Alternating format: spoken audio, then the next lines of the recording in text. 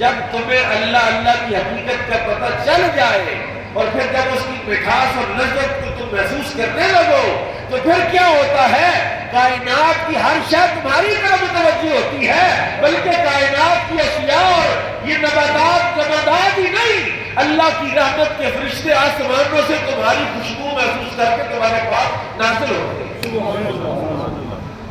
یہ ایسی چیز ہے، ایسی چیز ہے، میں ایک حدیث عرض کرتا ہوں تاکہ یہ میرے مضمون کو پختہ کرے گی۔ رسول کریم صلی اللہ علیہ وسلم نے ارشاد فرمایا جب کوئی بندہ، یہ حضور کی امت کا اعجاز ہے، پہلی امتوں کو لیکن یہ سہولت میسر نہیں تھی۔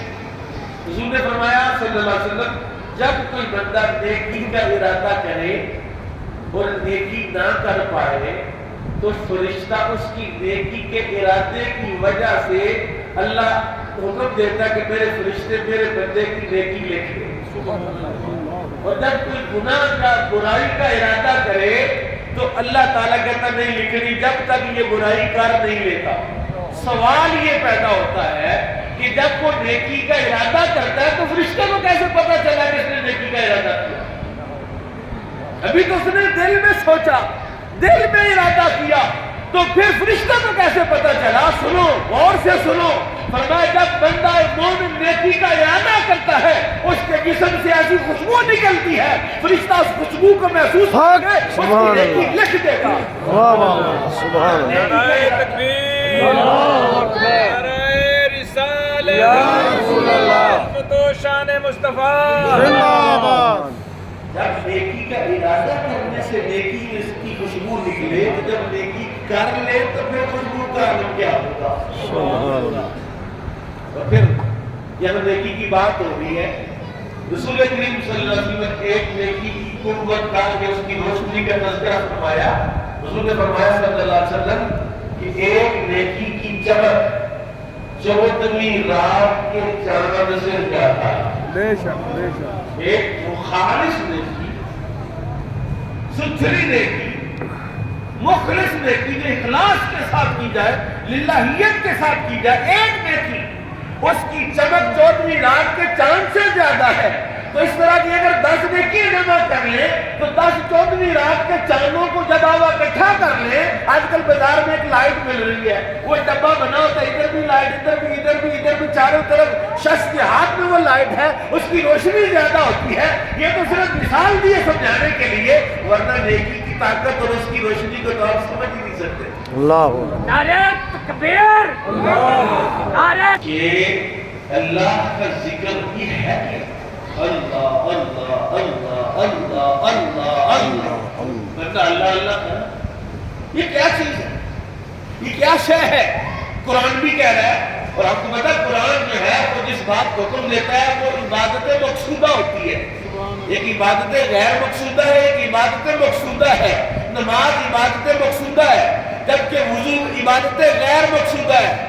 وضو تو عبادت کے لیے کیا جاتا ہے، وضو بنفسی تو کوئی عبادت نہیں ہے، نماز عبادت مقصودہ ہے۔ بالکل اسی طرح اللہ کا ذکر بھی عبادت مقصودہ ہے۔ ایک حدیث ہے، رسول اللہ کے ارشاد ہے، بڑا مزہ آئے گا اگر آپ کی توجہ ہوگی، بڑا لطف آئے گا آپ کو۔ رسول کریم نے ارشاد فرمایا قیامت کے دن جب نامہ اعمال کا وزن ہوگا، اعمال تولے جائیں گے، نامہ اعمال وہ ہے جس میں اعمال لکھے ہوئے، اس میں سے ہر عمل نکال کے وزن کیا جا رہا ہوگا۔ ایک بندے کی نیکیاں کم ہو جائیں گی، گناہ بڑھ جائیں گے، نیکیاں کم ہو جائیں گی، گناہ بڑھ جائیں گے۔ رب کائنات اپنی جناب سے، اپنی بارگاہ سے ایک ٹکڑا کاغذ کا اس کے نیکیوں کے پلڑے میں رکھ دو، بندہ پوچھے گا، نیکیاں بڑھ جائیں گناہ کم ہو جائیں گے، بندہ پوچھے گا یا اللہ اب پہلے جب گناہ بڑے تھے نیکیاں کم ہوئی تھی تو اس کا رنگ سیاہ ہو گیا، یہ اور یہ آٹومیٹک سسٹم قیامت میں ہوگا۔ یہاں بھی اگر آپ کسی بندے کا عیب پکڑ لینا، کوئی بندہ بڑا مستند، بڑا معتبر پڑھ کے شریفات پڑھ کے بیٹھا ہوا ہو، کسی کو بتانا اچھے ہو رہا ہے، ہو چور سچی مچی میں، یا اور کوئی حرام خور ہو یا حرام کار ہو، لیکن لوگوں کی نظر میں بڑا معزز و محترم ہو، جب آپ کسی کا یہ فلانا ہے، اب جیسی اس کے کان میں یہ بات پڑے گی نا اس کا رنگ سیاہ ہونا شروع ہو جائے گا، اس کی چمک کم ہونا شروع ہو جائے گی. جب یہ خسر جتنی بڑھ جائے گی اس کی چمک اتنی ہی کم ہو جائے گی. بالکل اسی طرح بلا تشبیہ قیامت میں نیکیاں کم ہو جائیں گی، گناہ بڑھ جائیں گے، رنگ کالا ہو جائے گا. جب نیکیاں بڑھ جائیں گی، گناہ کم ہو جائیں گے، رنگ سفید ہو جائے گا، رنگ چمکنے لگے گا. اچانک کالا تھا ابھی، اللہ نے ٹکڑا رکھا اور وہ رنگ سفید ہو گیا. اور کیا ہوا؟ پوچھا مولا یہ کیا کرم نوازی فرمائی، یہ کیا تھا جو تو نے میرے نیکیوں کے پلڑے میں رکھا؟ اللہ نے کہا میرے بندے تو ایک دن سو رہا، رات کو سوتے ہوئے کروٹ بدلتے تیرے منہ سے مرتبہ اللہ نکل گیا. لیکن میں تھوڑا سا اس حدیث کے حوالے سے درایتاً ایک بات کہوں گا کہ اگر اللہ اس نے زبان سے کہا تو وہ تو فرشتے نے نہیں کہی. فرشتہ ہر اس ذکر کو لکھ لیتا ہے، ہر اس عبادت کو لکھ لیتا ہے جو سنتا ہے.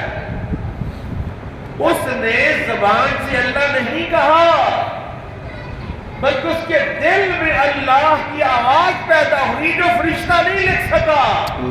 کیونکہ زبان سے کہتا تو فرشتے نے سنا تو اس نے لکھ دیا، اور اس نے دل میں ایک مرتبہ اللہ کہہ دیا جس کا فرشتوں کو علم نہیں تھا. علم ہوتا تو لکھ لیتے.